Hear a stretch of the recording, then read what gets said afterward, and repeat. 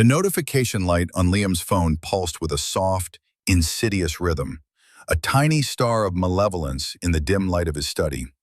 He had propped the burner phone, his secret window into another world, against a stack of architectural journals. On its screen was the latest message in a group chat titled, "Preston Family Circle." It was from his brother-in-law, Marcus. The message was a photo, a picture of Liam taken covertly earlier that day, his face etched with a carefully constructed mask of worry. Above it, Marcus had written, "Our dear architect contemplating his new career as a barista. Should we tip him in advance?" A cascade of laughing emojis from his mother-in-law, Eleanor, and a single, brutal, thumbs-up icon from his father-in-law, Richard, followed immediately. Liam watched the screen, his own face a placid lake, betraying none of the cold, precise calculations happening beneath the surface. He felt a familiar, chilling stillness settle over him. They thought he was broken. They thought his firm had collapsed, that his ambition had crumbled into dust, leaving him a pitiable failure clinging to the coattails of their daughter, his wife, Chloe. They didn't know this failure was a fabrication. They didn't know his collapse was a meticulously designed demolition, clearing the ground for a structure they couldn't even imagine. And they certainly didn't know that within 7 days, at their annual lavish garden party, the entire foundation of their arrogant world would be systematically dismantled by the very man they were mocking. If you've ever felt underestimated, if you've ever been judged by people who couldn't see your true worth, then this story is for you. I'm glad you're here with us today. Let me know in the comments where you're watching from. I love seeing how far these stories travel. And if you enjoy what you see, please consider liking this video and subscribing to the channel. Now, let's watch what happens when patience runs out. The charade had begun 2 weeks prior, on a Tuesday evening that smelled of rain and Chloe's expensive freesia-scented candles. Liam had walked into their minimalist, white-walled living room, a space Chloe and her mother had decorated with an eye for fashionable sterility. He had loosened his tie, a gesture he'd practiced in the car to look authentic, and sank into the plush sofa, letting his shoulders slump. Chloe looked up from her tablet, her brow furrowed with mild annoyance at the interruption. "Liam, you're home early." "We need to talk," he said, his voice a carefully calibrated instrument of defeat. He ran a hand through his hair, another rehearsed gesture. He'd spent years as an architect, a profession that was 90% planning and 10% execution. He had applied the same principles to this moment. Every detail, every pause, every flicker of his eyes had been blueprinted. Chloe set her tablet aside, her expression shifting from impatience to a cautious concern that was more about self-preservation than empathy. "What is it? You look awful." "It's the firm," he began, letting the sentence hang in the air. "The Sterling Tower project. The financing fell through. Completely. The investors pulled out this morning." This was the cornerstone of his lie. The Sterling Tower project was real, but it was a small, secondary venture he had intentionally over-leveraged and under-supported, a sacrificial lamb. His true masterpiece, the colossal Phoenix project, remained a closely guarded secret, thriving in the shadows. "They just pulled out?" Chloe asked, the practical implications already dawning on her. "But that was your biggest contract. What does that mean for the firm?" Liam looked at his hands, then back at her, letting the silence stretch until it was uncomfortable. "It means the firm is gone, Chloe. It's over. I've spent the whole day in meetings with lawyers, with the bank. We're insolvent. I have to declare bankruptcy." The word landed in the pristine room like a block of wet concrete. Bankruptcy. It was the ultimate sin in the Preston family's theology of wealth. Chloe's face went pale. It wasn't the pallor of shared grief, but the stark white of personal horror. Her eyes, wide and unblinking, weren't looking at a husband in pain. They were looking at a liability, a sudden, ugly stain on the perfect fabric of her life. "Bankrupt?" she whispered, the word foreign and foul in her mouth. Liam, my parents, what will I tell them? That was her first question. Not, are you okay? Not, how can we get through this? But what will I tell them? In that moment, Liam knew his experiment, as painful as it was necessary. He had loved Chloe, or at least the woman he thought she was. But over the years, her family's insidious values, that a person's worth was a direct reflection of their net worth, had seeped into her, eroding the kind, supportive woman he had married. I don't know, he answered, his voice a hollow echo of her shock. He needed her to believe it, to carry this story back to her family with the unvarnished terror of a true believer. She stood up and began pacing, her movements sharp and agitated. My father warned me. He said your field was too volatile. He said you were taking on too much risk.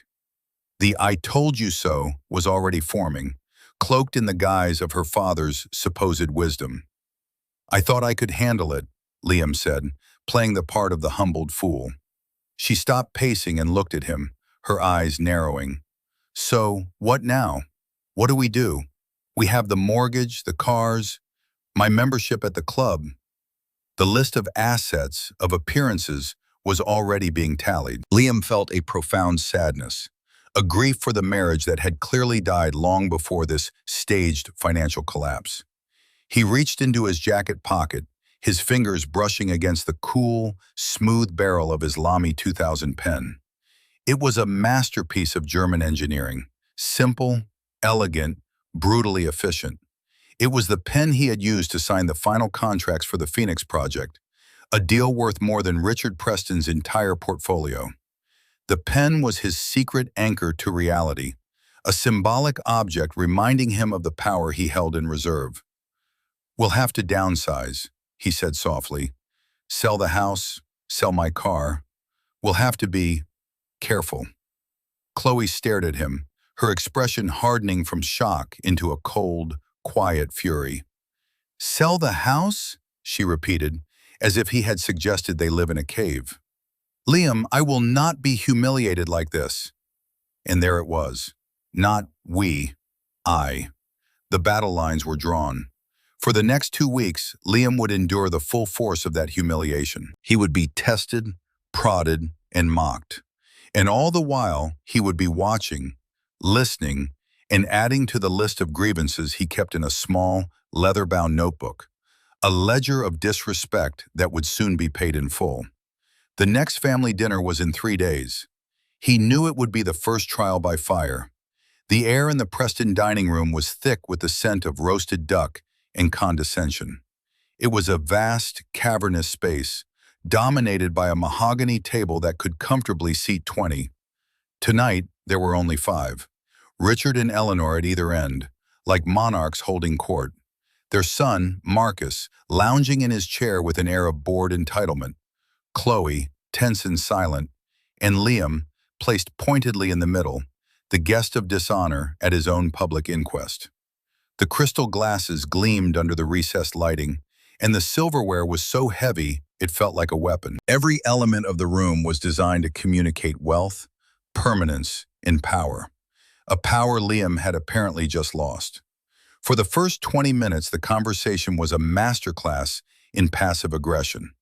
Richard spoke at length about a friend's son who had, wisely, gone into investment banking. Eleanor recounted a story about a distant cousin whose unfortunate business venture had led to social ruin. No one looked at Liam directly, yet every word was a carefully aimed dart. Liam ate his duck, his movements calm and deliberate. He could feel Chloe's anxiety radiating from across the table. She wanted him to say something, to defend himself, but she also wanted him to disappear. Her conflict was a palpable thing, a silent storm in the space between them. Marcus, never one for subtlety, was the first to break the unspoken rule. He leaned forward, swirling the wine in his glass, a smirk playing on his lips. So, Liam, he began, his tone dripping with faux sympathy. Heard things went a bit pear-shaped at the old drawing board. Tough break. Liam met his gaze, his expression unreadable. "It's a difficult market, Marcus." "Difficult market?" Richard boomed from the head of the table, finally addressing Liam directly. He put down his fork with a decisive clink. "Nonsense. A good captain can navigate any storm. A poor one sinks the ship. It's as simple as that." He was a man built of broad pronouncements and unshakable self-belief, his face florid from years of fine wine and easy victories. He saw the world as a simple equation of winners and losers, and he had just recategorized his son-in-law. "Perhaps you're right, Richard," Liam said, his voice even. "This was the strategy. Agree, absorb, and reflect. Never argue. Never show anger.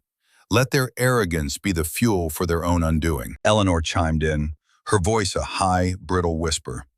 "Well, the important thing is that Chloe is taken care of. She's a Preston, after all. We won't let her suffer for mistakes." The final word was delivered with a delicate flick of her wrist, as if she were shooing away a fly. The implication was clear. Liam was the mistake. Chloe flinched, a small, almost imperceptible movement. She looked down at her plate, her blonde hair falling like a curtain to hide her face. She said nothing. Her silence was a betrayal, sharper than any of their insults. In that moment, Liam's resolve hardened into something akin to tempered steel. This was no longer just about teaching them a lesson in humility. It was about exposing the rot at the core of their family, a rot his wife had become complicit in protecting. "Of course," Liam replied, directing his words to Eleanor but keeping his eyes on Chloe. "Chloe's well-being is my primary concern." Marcus laughed, a short, ugly bark. "Good luck with that, mate. What are you going to do anyway? I hear Starbucks is hiring. You're good at taking complicated orders, right?" He looked to his father for approval, and Richard gave a slight, indulgent nod. This was the moment, the first true test of his composure. The insult was direct, crude, and designed to emasculate.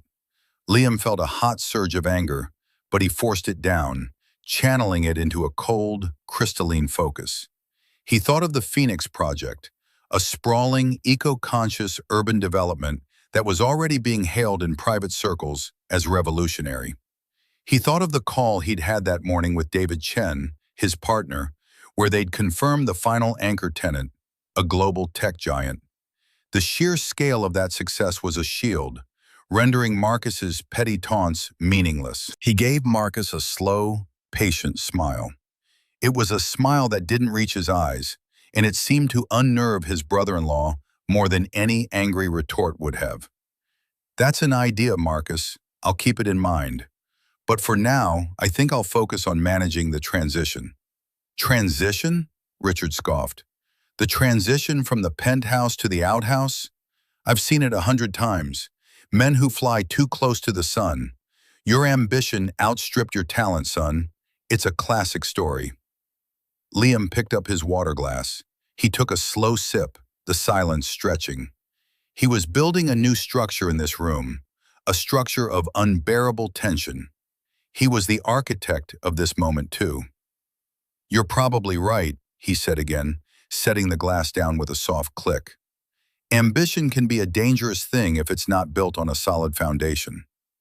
He let his eyes drift around the table, meeting each of their gazes in turn. He looked at Marcus's smug face, Eleanor's disdainful pout, Richard's booming certainty, and finally he looked at Chloe.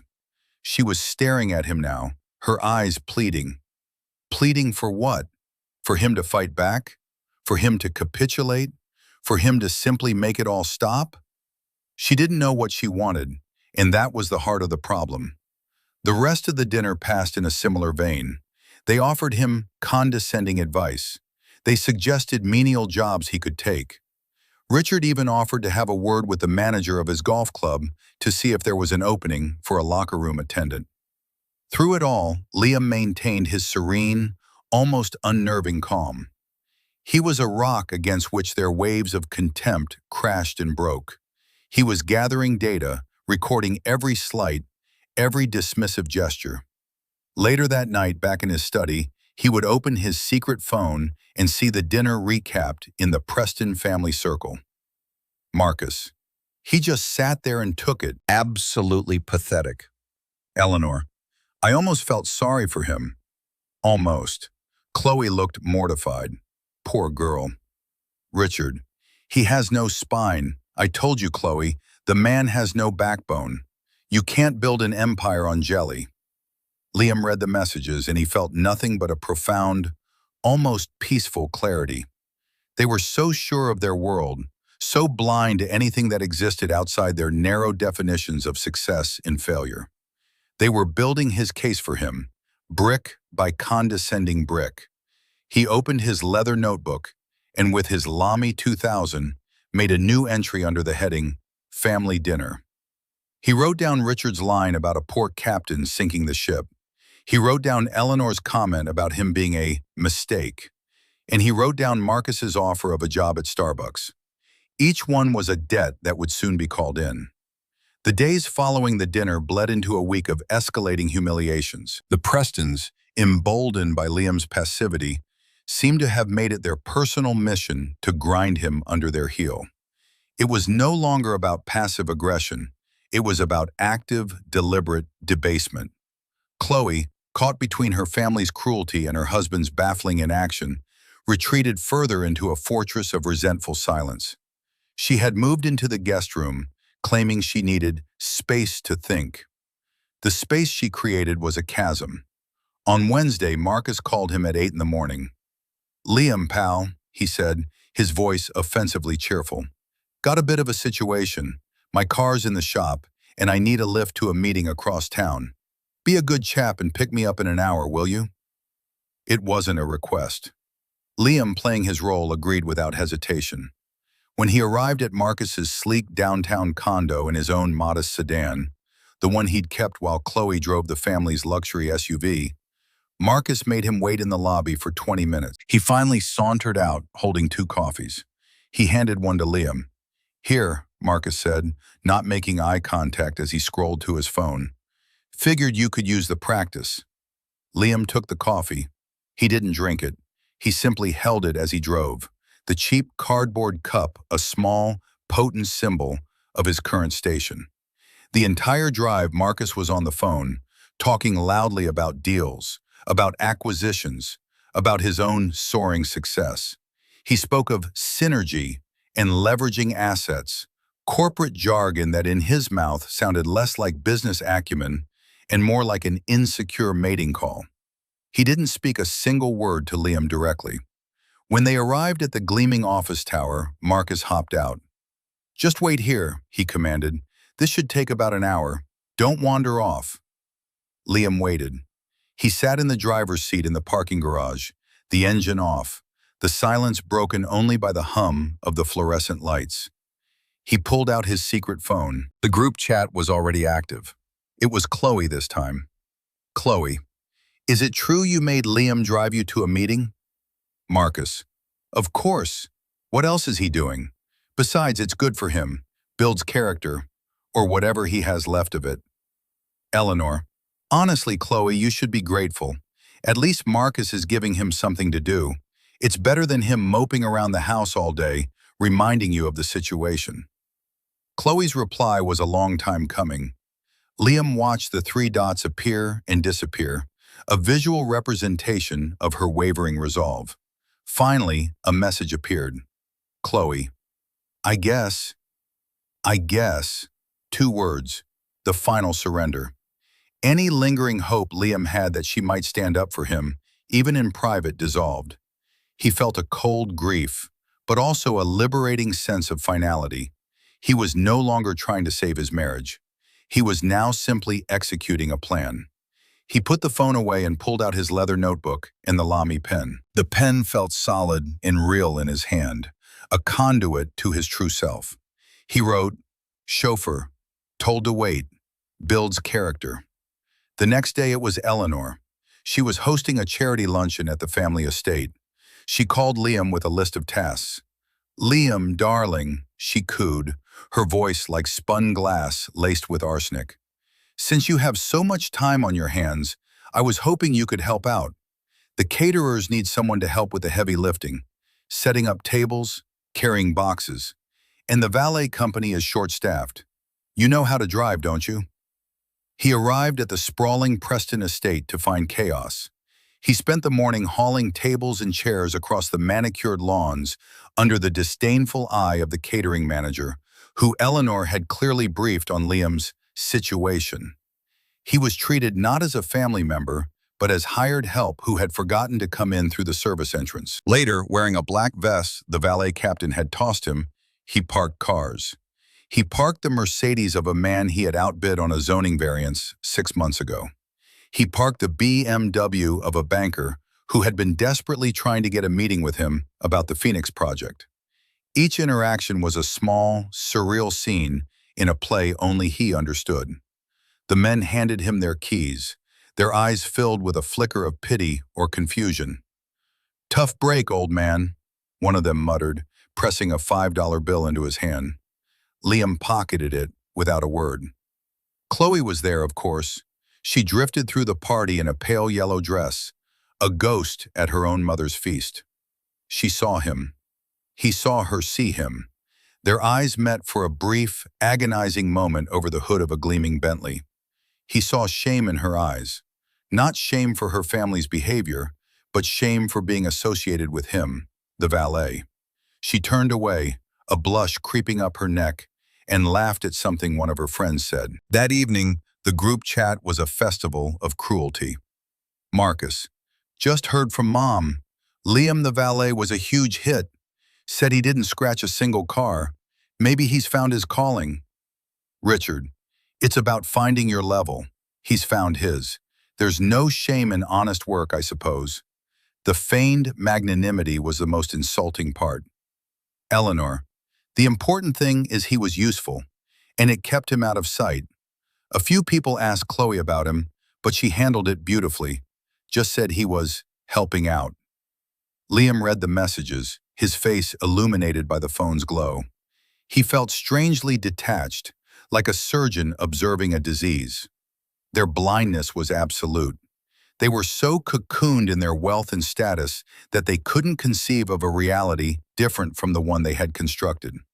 They saw a failed architect, a man to be pitied and used. They couldn't see the strategist, the patient predator who was letting them walk deeper and deeper into a trap of their own making.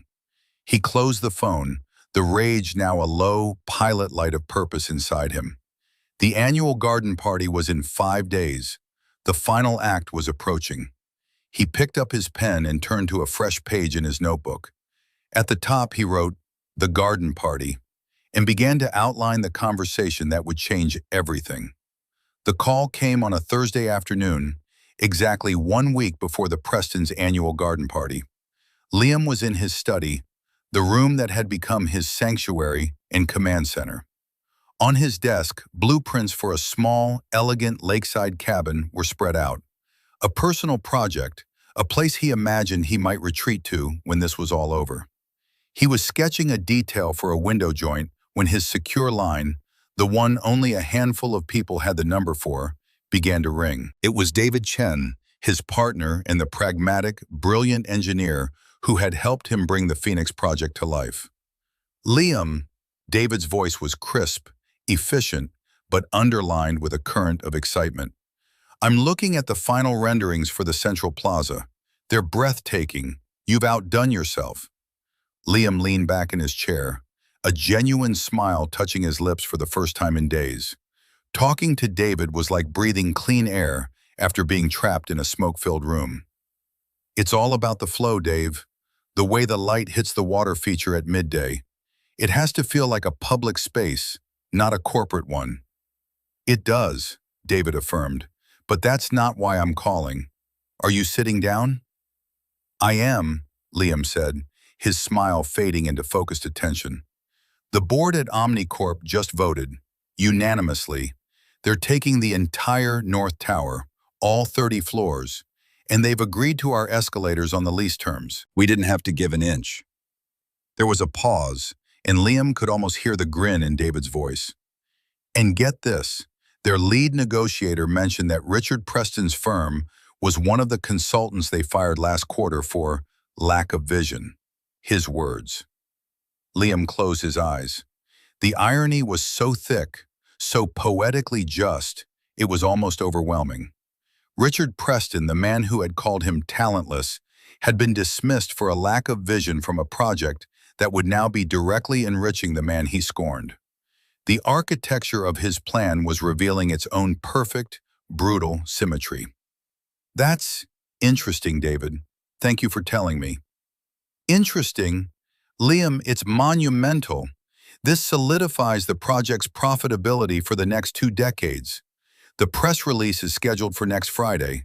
It's going to be the biggest real estate story of the year. Our sacrificial lamb, the Sterling Tower default, will be a footnote, exactly as we planned. A brilliant, brilliant move, by the way. Our competitors are still scrambling, thinking the market's softer than it is. Good, Liam said, his voice quiet. Let them scramble. He looked at the burner phone sitting on the corner of his desk. It was silent for now, but he knew the Preston family circle would be buzzing later with gossip and petty triumphs. The contrast was staggering. In their world, they were celebrating his demotion to a valet. In the real world, he and David were quietly reshaping a city skyline. So, are we done with this little masquerade of yours? David asked, a note of concern in his voice. I get the strategy, Liam, I do. But listening to you play the part of a pauper is getting old. When do you get to drop the hammer? Liam picked up his Lamy pen, rolling its cool, matte barrel between his fingers. Soon, very soon. There's a party next Thursday. The timing of your press release is perfect. Let's move it up. Can you have it ready to go live at, say, 7 p.m. next Thursday? There was a moment of silence on the other end. 7 p.m. on a Thursday? That's an odd time for a major financial announcement. It's a very specific time, Liam said. And David, I need you to do something else for me. I need you to be at that party. He gave him the address of the Preston estate. You want me to crash your in-laws' party? David sounded amused. Not crash, arrive. At precisely 7:15, bring a copy of the finalized Omnicorp contract and wear your best suit. I have a feeling my father-in-law will want to see you. David chuckled, the sound rich with understanding. Ah, it's a performance, I see. Consider it done. I wouldn't miss this for the world. Just tell me one thing. Is she worth it? The question hung in the air. Was Chloe worth it? A week ago, he might have said yes. He might have held on to the hope that this shock to her system would reawaken the woman he fell in love with. But after the silence, the complicity, the mortified glance at the luncheon, he knew the answer. This isn't about her anymore, David, Liam said, his voice devoid of emotion. It's about integrity, mine and theirs. It's about reminding them that a man's worth isn't measured by his bank balance, but by his character. And sometimes you have to tear down the old structure to see what it was really made of. Poetic, David said. All right, architect, I'll see you at 7:15 next Thursday. Try not to get assigned to parking my car. They hung up and Liam sat in the silence of his study. He felt a profound sense of calm, the quiet focus that always preceded the final, intense phase of a major project. He had the plans. He had the materials. He had the timeline. All that was left was the execution. Later that evening, the invitation arrived. It wasn't handed to him by Chloe. It was left on the kitchen counter, a thick, cream-colored card in an unsealed envelope. He was an afterthought. The card announced the Prestons' annual midsummer garden party with flamboyant calligraphy. At the bottom, in Chloe's elegant script, was a small note. Mom says you should probably wear a dark suit to blend in. Blend in, disappear, be a shadow in the background of their glorious life. Liam picked up the card, a faint, cold smile on his face. He wouldn't blend in. He would be the single, unignorable focal point. He would be the wrecking ball dressed in a dark suit. He went back to his study, opened his leather notebook to the page marked The Garden Party, and under the heading Key Participants, he wrote, David Chen, 7:15 p.m. Below that he wrote, Omnicorp contract. The quiet before the storm had begun. The air itself seemed to be holding its breath. The day of the garden party arrived wrapped in a perfect, mocking blue sky. The Preston estate was a stage, meticulously set. White tents billowed on the vast green lawn. Strings of fairy lights were woven through the branches of ancient oak trees, and a string quartet played Vivaldi with polite precision. The air smelled of cut grass, expensive perfume, and impending judgment. Liam stood for a moment in the grand foyer of the house, dressed in a perfectly tailored dark gray suit, not black, as Chloe had suggested, but a shade that was both elegant and assertive. He adjusted his tie, his movements unhurried. He could feel the familiar thrum of performance anxiety, the same feeling he got just before a major client presentation. It wasn't fear, it was focus. Chloe found him there. She was wearing a flowing, seafoam green dress, and she looked ethereal and deeply unhappy. "You're ready," she said. It wasn't a question. "Try to have a good time." The words were empty, a social nicety that had no connection to their reality. "I intend to," Liam replied, his voice calm. He met her eyes, and for a second, he saw a flicker of the woman she used to be. A brief flash of worry for him, not for herself. But it was gone as quickly as it came, replaced by a guarded tension. "Dad's in a mood," she warned him quietly. "One of his investment partners dropped him last week, and he's been trying to get a foothold in the new downtown development sector, but he says it's like a fortress. He's looking for someone to blame." "I'm sure he'll find someone," Liam said, the dramatic irony of her statement hanging between them. Her father was being shut out of a fortress Liam himself had built. They walked out onto the terrace together, a tableau of a happy couple for the assembled guests. Immediately, the performance began. People greeted Chloe warmly, then their eyes would slide over to Liam, their smiles tightening, their expressions shifting to one of pity or mild disdain. The news of his failure had clearly made the rounds. He was a social leper. He endured the handshakes that were held a second too short, the pats on the back that felt more like blows. He saw Richard holding court near the bar, his voice booming over the string quartet. He saw Eleanor flitting between groups of friends, her laughter like the tinkling of ice in an empty glass. He saw Marcus, surrounded by a group of sycophantic young men, pointing discreetly in Liam's direction, a cruel grin on his face. Liam simply nodded, smiled his serene, unnerving smile, and accepted a glass of sparkling water from a passing waiter. He was a ghost, haunting the edges of their celebration. He checked his watch. 6:45 p.m. He made his way through the crowd, a slow, deliberate path that took him past each member of the family. He passed Eleanor, who was telling a friend, "It's been so hard on Chloe, but she's being incredibly brave." He passed Marcus, who loudly said to his friends, "See, I told you, he cleans up okay for an unemployed guy." And finally, he positioned himself near the bar, within earshot of Richard. At precisely 7 p.m., Richard clinked a spoon against his champagne flute, calling for attention. The chatter died down, and all eyes turned to the patriarch. "Friends, family," he began, his chest puffed out. "Welcome. It's wonderful to see you all here celebrating another year of, well, of success." He paused for effect, his eyes sweeping the crowd. "In business as in life, there are ups and downs. Tides go in, tides go out. The strong swim, the weak are swept away. It takes vision, resilience, and a solid foundation to weather the storms." His gaze landed, as Liam knew it would, on him. It was a look of profound, patronizing pity. "We've all faced challenges. Some of us," he continued, his voice softening into a tone of mock sincerity, "are facing them right now. And in these moments, family is what matters. That's why we're here to support each other." He raised his glass. "To family, and to knowing when to cut your losses and build something stronger." The toast was a public execution. It was aimed at Liam, a final, definitive statement of his failure and their magnanimity. A murmur of sympathy for the Prestons rippled through the crowd. Chloe looked at the ground, her shoulders hunched. Liam let the applause die down. He let the moment settle.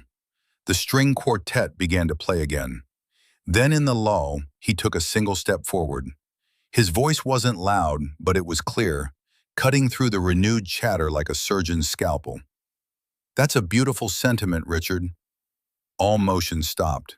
The quartet faltered, a violin squeaking into silence. Every head turned towards him. He had broken the unspoken rule. The ghost was speaking.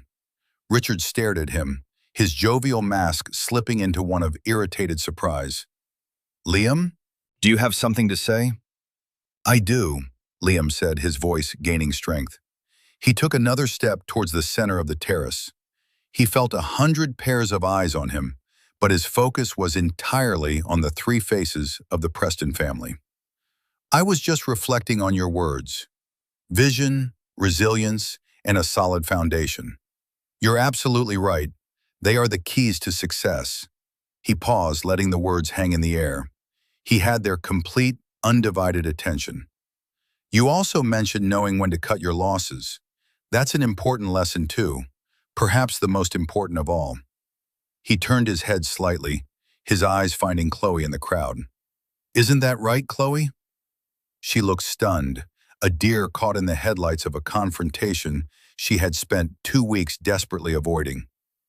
"Liam, what are you doing?" she whispered, her voice trembling. "I'm building something," he said softly, then raised his voice again to address Richard. "For the past 2 weeks, I've been the subject of a great deal of speculation and advice. Marcus was kind enough to suggest a career in food service. Eleanor saw my potential in manual labor and hospitality. And you, Richard, you offered me the wisdom of a man who believes he's never made a misstep." Richard's face was darkening, his folksy charm evaporating to reveal the cold arrogance beneath. "Get to your point, son. You're making a scene." "Am I?" Liam's smile was gone, replaced by an expression of cold, hard clarity. "My point is about foundations. You see, I believe you should test a foundation before you build on it. So 2 weeks ago, I created a controlled demolition, a fiction. I told Chloe my firm was bankrupt." A collective gasp went through the crowd. Chloe's face crumpled in disbelief and dawning horror.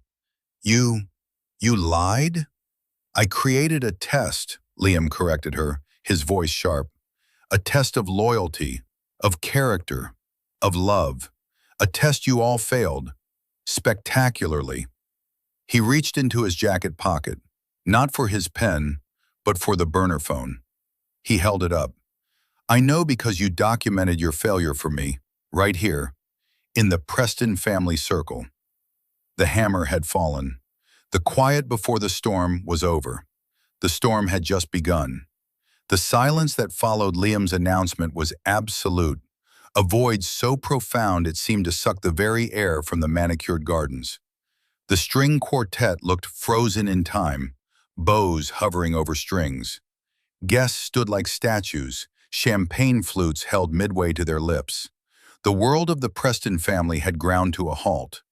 All eyes were on Liam, then on the horrified faces of Richard, Eleanor, and Marcus, and on Chloe, who looked as if the ground had just dissolved beneath her feet. "What is the meaning of this?" Richard finally roared, his face a mottled purple. The mask of the benevolent patriarch was gone, replaced by the raw fury of a king challenged in his own court.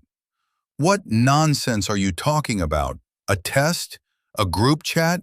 You're delusional." "Am I?" Liam's voice remained unnervingly calm. He unlocked the burner phone, the screen casting a pale light on his determined face. "Let's see. On Tuesday the 9th, after I told Chloe my life's work was in ruins, Marcus posted a photo of me. The caption read, 'Our dear architect contemplating his new career as a barista.' Is that delusional, Marcus?" Marcus blanched, his smug confidence vanishing like a puff of smoke. He looked wildly from Liam to his father. It was a joke. A joke, Liam repeated, his voice flat. Of course. And Eleanor, your reply, a string of laughing emojis. Was that also a joke? Was it funny to you that the man your daughter married was, as far as you knew, facing financial ruin? Eleanor clutched at her pearls, her face a mask of indignation. How dare you? How did you get that? That's a private conversation. There's nothing private about cruelty, Liam shot back, his voice hardening. And Richard, your contribution was a simple thumbs up. The seal of approval from the head of the family. A silent, damning confirmation of your contempt. He scrolled down the screen. Or perhaps we should discuss the dinner. The night you told me a poor captain sinks the ship. That same night you wrote in your family chat, and I quote, "The man has no backbone. You can't build an empire on jelly." Is that your expert assessment, Richard? Based on the difficult market?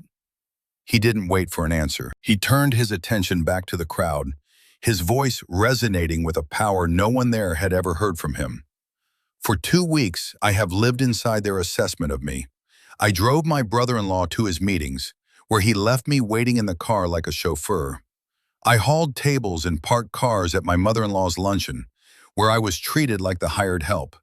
And not once did my wife Chloe say a single word in my defense. He finally looked at Chloe, his eyes filled not with anger, but with a deep, profound disappointment that was far more devastating. You saw me parking cars, Chloe, and you turned away. You told your mother I was helping out.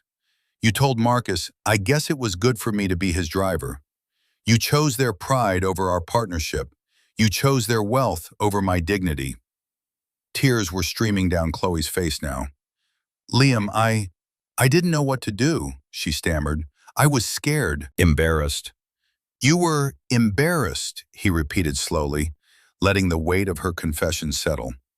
That is the most honest thing you've said in 2 weeks. He checked his watch. 7:15 p.m. As if on cue, a new figure appeared at the edge of the terrace.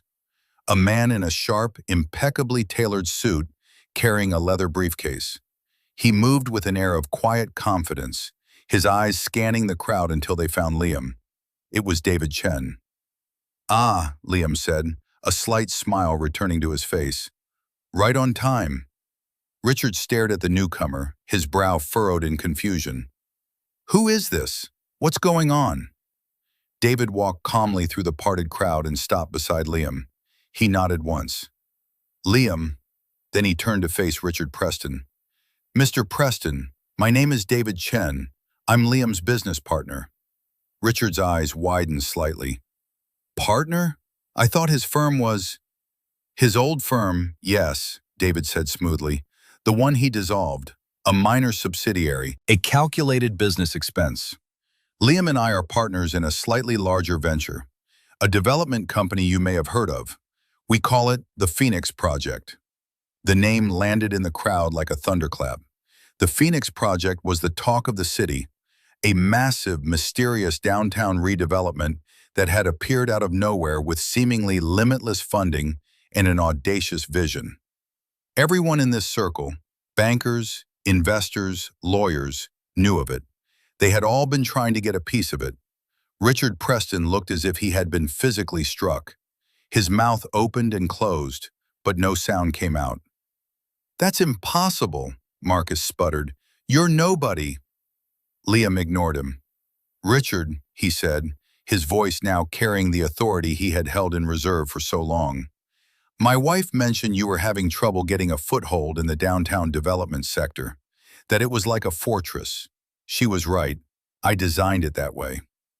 David Chen opened his briefcase. He took out a thick, bound document and handed it to Liam. The Omnicorp contract, David said, his voice loud enough for everyone to hear. Signed this afternoon. Liam held up the document. Omnicorp, our new anchor tenant. They're leasing the entire north tower of the Phoenix Plaza. The press release just went live about 15 minutes ago. You can all check your phones if you like. He saw the blue glow of screens appearing throughout the crowd as guests scrambled to confirm the news. They were particularly impressed with our vision, Richard. In fact, I believe they mentioned that your consulting firm was let go from their advisory board last quarter for a lack of it. The parallel structure was complete. The insult had been returned, not as a petty taunt, but as a statement of indisputable fact. Richard staggered back a step, his face ashen. He looked at Liam, then at the contract, then back at Liam, his mind struggling to reconcile the valet he had pitied with the titan of industry standing before him. So, you see, Liam concluded, his voice resonating with the quiet power of absolute victory, my foundation was never in jeopardy. It is solid, it is resilient, and it is built on a vision you are incapable of seeing. I just wanted to test the foundation of my marriage. I wanted to see what it was really made of. He looked at Chloe, his eyes now cold, and I discovered it was made of the same cheap, hollow material as the rest of your family's values. It's built on sand, and the tide, as you so wisely said, Richard, has just gone out. He dropped the burner phone onto a nearby table. It landed with a sharp, final crack. Consider this my notice. I'm cutting my losses. The stunned silence on the terrace finally broke, shattering into a cacophony of frantic whispers. Guests huddled together, their faces a mixture of shock, awe, and a dawning, delicious sense of scandal. They looked from the pale, trembling Prestons to the composed, powerful figure of Liam, and the narrative of the evening, of the past 2 weeks, was violently rewritten. The failed son-in-law was not a failure at all. He was a king who had been moving his chess pieces while everyone else was playing checkers. Richard Preston was the first to find his voice, but it was a reedy, desperate version of his usual boom. "Liam, son, wait," he stammered, taking a clumsy step forward. This is a misunderstanding, a practical joke, right? A bit extreme, but I get it. You were teaching us a lesson." Liam looked at him, his expression one of weary contempt. "There is no misunderstanding, Richard. You made your position perfectly clear. You said I had no backbone, that I was jelly. You offered me a job as a locker room attendant. Was that part of the lesson?" Richard's face flushed with a fresh wave of humiliation. He was being confronted with his own words in front of his peers, the very people whose respect he cultivated like a prize-winning rose. I was trying to motivate you." "Motivate me?" Liam let out a short, humorless laugh. "By humiliating me? By mocking my perceived failure to your friends and family? No, Richard, you weren't motivating me. You were kicking a man you thought was down. It is the truest measure of your character." Eleanor, her face a mess of running mascara and disbelief, rushed to her husband's side. "But Chloe," she pleaded, her voice shrill. "Think of Chloe. You can't do this to her. She's your wife." "She was my wife," Liam corrected her, his voice like ice. "A wife supports her husband. She defends him. She doesn't stand by silently while her family treats him like a servant. She doesn't turn away in shame when she sees him. She made her choice. She chose your world, your values, your approval, and now she can have them." He finally turned to Chloe, who was being held up by one of her friends, sobbing uncontrollably. Her face was a portrait of utter devastation. She had lost everything in a single, brutal moment of revelation, and she was only just beginning to understand the scale of her miscalculation. "You were embarrassed by me, Chloe," Liam said, his voice softening slightly, but with no warmth in it. "Well, I'm embarrassed for you. I'm embarrassed that the woman I promised to build a life with could not see beyond the surface, beyond the money, beyond what her parents thought. I truly hope their approval is enough to keep you warm at night, because it's all you have left of us." Marcus, who had been hiding behind a large potted fern, finally found a scrap of his old arrogance. "You think you can just walk away?" he sneered, though his voice lacked its usual conviction. "You think you're better than us?" Liam turned to him, and the full force of his controlled fury was unleashed in a single, quiet statement. Better? No, Marcus. I don't think I'm better. I know I am. Because my success is built on creativity, hard work, and vision. Yours is inherited. My power is earned. Yours is borrowed from your father. You are a pale imitation of a powerful man, and you spend your life mocking those you feel are beneath you because you are terrified of discovering you are one of them. He paused, letting the words sink in. And for the record, I would rather be a barista, an honest man serving coffee, than be you. The insult was so precise, so surgically delivered, that Marcus physically recoiled as if he'd been slapped. He had no response. Liam turned to David Chen, who had been watching the entire exchange with a look of grim satisfaction. David, thank you for coming. I think our work here is done. My pleasure, Liam, David said, clapping him on the shoulder. He cast a final, dismissive glance at the crumbling Preston family. It's been educational. As Liam and David began to walk away, a path parting before them as if they were royalty, Chloe finally broke free from her friends. Liam, wait! She cried, running after him, her beautiful dress now looking like a costume for a tragedy. She grabbed his arm. Please, don't go. We can fix this. I love you. I was wrong. I was so wrong. Liam stopped. He looked down at her hand on his arm, then back up at her tear-streaked face. For a moment, the crowd held its breath, wondering if there was a chance for reconciliation. He gently removed her hand from his sleeve. The time to fix this, Chloe, he said, his voice soft but utterly final, was when I was parking cars for your mother's friends. The time to say you love me was when your brother was calling me pathetic. The time to be my wife was every single day for the last 2 weeks.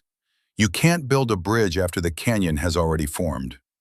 He turned and, without looking back, walked off the terrace, leaving behind the wreckage of a family, a marriage, and a world built on the most fragile foundation of all, arrogance.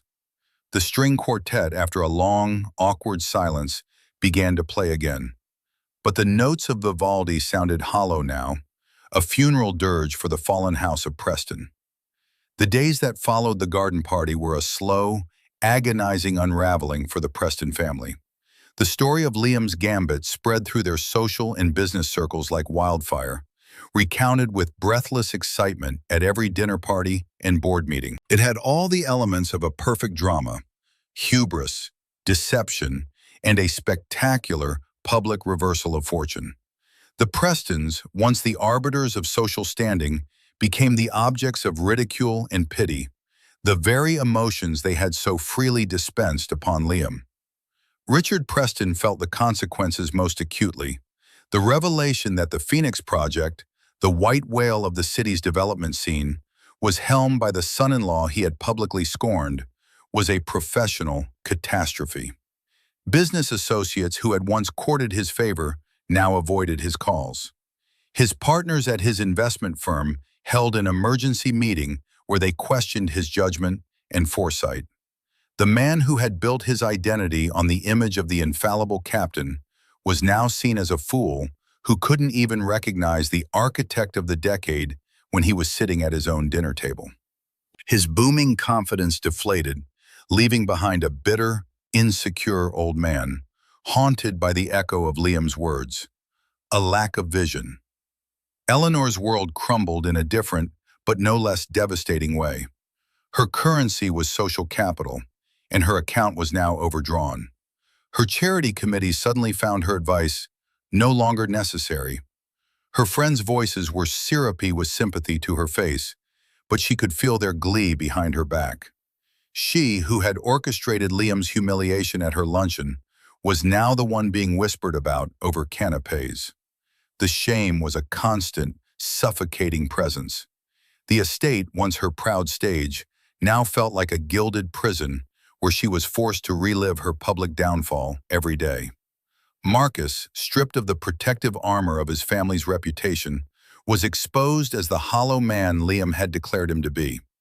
His sycophantic friends distanced themselves, not wanting to be associated with the losing side. A major deal he had been boasting about mysteriously fell through, the other party citing a sudden crisis of confidence. He was left with nothing but his impotent rage, lashing out at his parents and Chloe, blaming them for the disaster, unable to face the truth that his own cruelty had been a key ingredient in their collective ruin. And then there was Chloe. Her suffering was the most complex and profound. She had lost not only a husband, but also her own self-respect. In the quiet, lonely nights in the guest room that had now become her permanent bedroom, she played the events of the last 2 weeks over and over in her mind. She saw every instance where she could have spoken up, every moment she chose silence, every time she prioritized her own comfort and her family's approval over her husband's dignity. Liam's words, "You can't build a bridge after the canyon has already formed," echoed in her head. She tried to contact him. She called, but his number was disconnected. She emailed, but the messages went unanswered. She even drove to his old office, a place she had never once visited, only to find it empty, a "for lease" sign in the window. He had vanished from her life as completely as if he had never existed, leaving behind only the gaping void of his absence. About a week after the party, a legal courier arrived at the Preston estate. He delivered a thick envelope addressed to Chloe. Inside were divorce papers, already signed by Liam. There was also a detailed financial statement, not of his assets, but of theirs. Liam had been meticulously fair. He had split their shared assets down the middle. He had even left her the house, transferring the deed entirely into her name, with the mortgage fully paid off. Attached was a simple, handwritten note on a plain white card. It was the first and only communication she received from him. "Chloe," it read, "this house was always more your dream than mine. It's yours. I have no need for it. I wish you the best in finding a foundation you can believe in. Liam." The generosity was a crueler blow than any punishment would have been. He wasn't seeking revenge. He was simply closing a chapter. He was demonstrating, one last time, the chasm between his character and her family's. She sat on the floor of their once shared living room, the divorce papers in her lap, and wept. She wasn't weeping for the loss of his money. She had only just learned the true scale of it, but for the loss of the man she had failed to see, the man she had failed to defend, the man she now realized she truly loved. Her family, lost in their own misery, offered no comfort. Her father was obsessed with the financial damage, her mother with the social disgrace. They saw Chloe's divorce as just another part of their public humiliation. In a moment of terrible clarity, she looked at her family, her angry, defeated father, her brittle, shamed mother, her petulant, lost brother, and saw them for what they were: hollow. People defined not by who they were, but by what they had. And as their status began to crumble, there was nothing left. She realized Liam hadn't just destroyed their pride. He had held up a mirror, and the reflection was unbearable. The choice she had to make was no longer between her family and Liam. He was gone.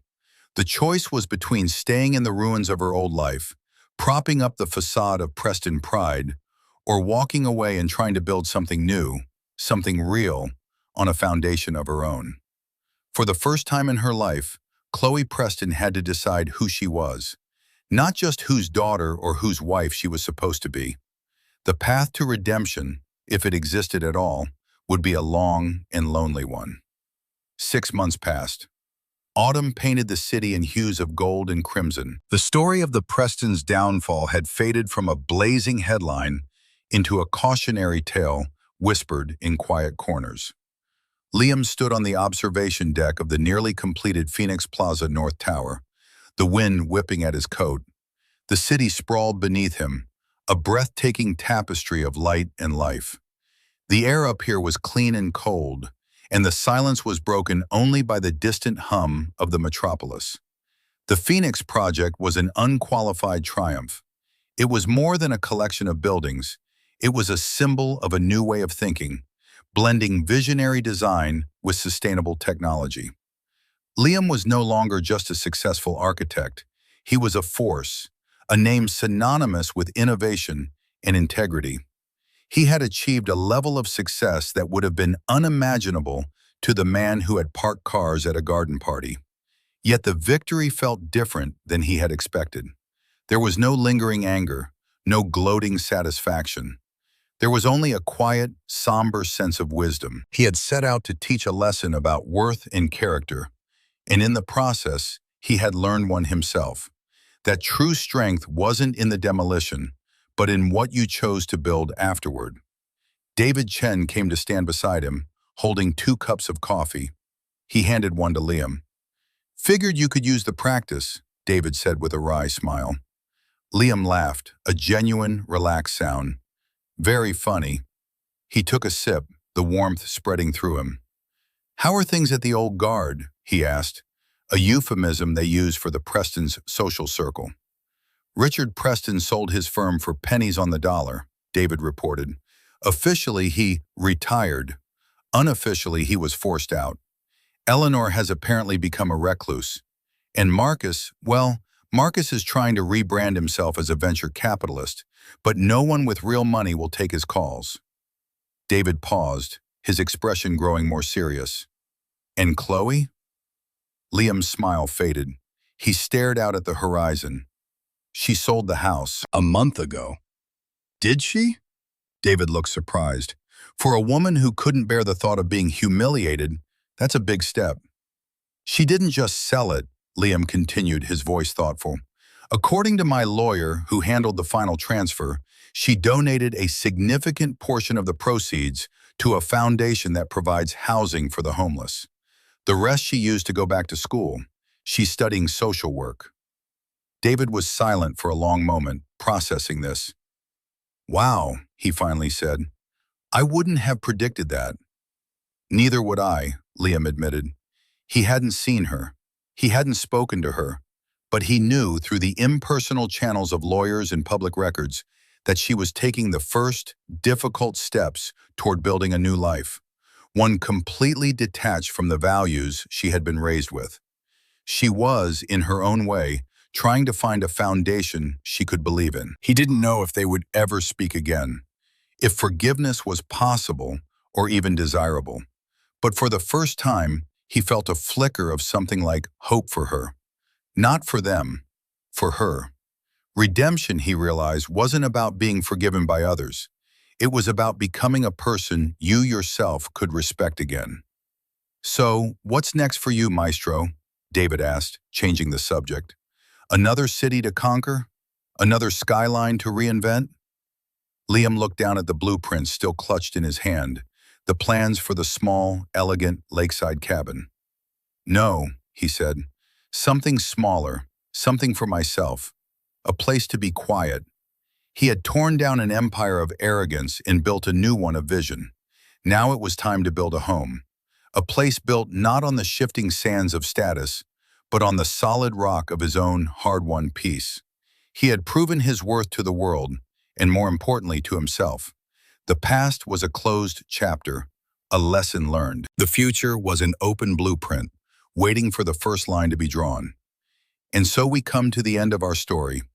It's a powerful reminder that true wealth is not what you have, but who you are.